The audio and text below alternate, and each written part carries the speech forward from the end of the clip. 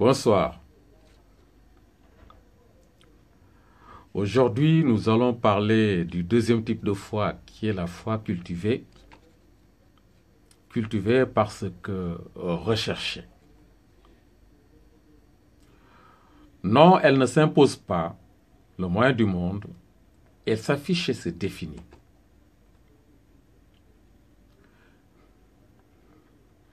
Par opposition à la foi héréditaire, mère des vices, elle découle non d'un rejet de cette dernière, mais d'un questionnement et, faute de réponse satisfaisante, d'un doute qui s'installe, voire d'une nature récalcitrante au culte aveugle.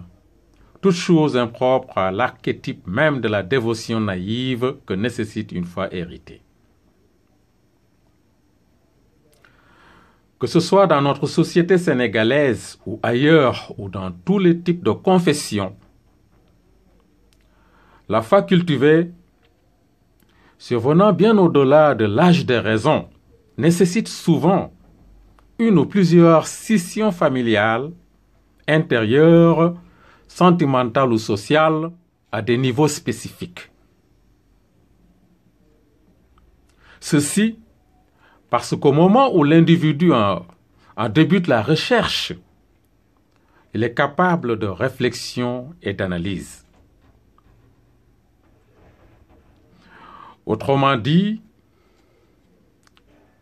il ne parvient à aucun résultat satisfaisant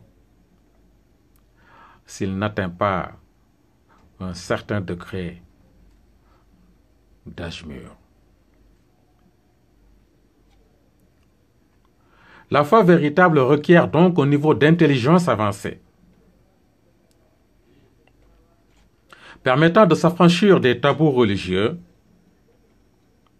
et de sortir des sentiers battus pour entrer dans la dimension particulière d'où sont partis, partent et partiront toujours tous les grands courants de changement, toutes les grandes initiatives, toutes les grandes religions, toutes les grandes pensées, toutes les grandes œuvres, et d'où partent aussi indubitablement la réelle profession de foi et l'accomplissement spirituel. Aussi loin que l'on remonte dans l'histoire, ce qui distingue les croyants ordinaires des leaders spirituels est leur profession de foi, la profession de foi définissable comme étant l'ultime empreinte de leur vivacité d'esprit et acuité d'analyse par rapport à un problème dévotionnel majeur,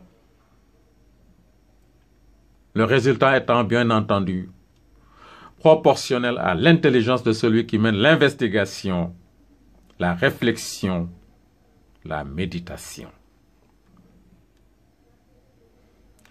Cette profession de foi peut aller dans le sens du raffermissement de l'embryon de foi hérité de son auteur pour devenir peut-être, en plus, une guidée cultuelle et réconciliatrice des liens initiaux précédemment rompus s'il en est, tout comme elle peut aussi malencontreusement contribuer à creuser un fossé beaucoup plus grand, en ceci qu'elle peut être la cause de l'émergence d'un tout autre type de foi ou de dévotion déviée de la voie principale sous la forme d'une innovation plus ou moins réformatrice, plus ou moins acceptée. Il s'agit de la décision mûre, responsable et courageuse d'une personne qui respecte effectivement les autres, ce qui la force à se respecter soi-même sans lui laisser de choix autre cependant que la recherche de la vérité, d'aller à la conquête de sa propre foi par une confrontation de sa propre nature avec les lois naturelles immuables de l'univers. Parce que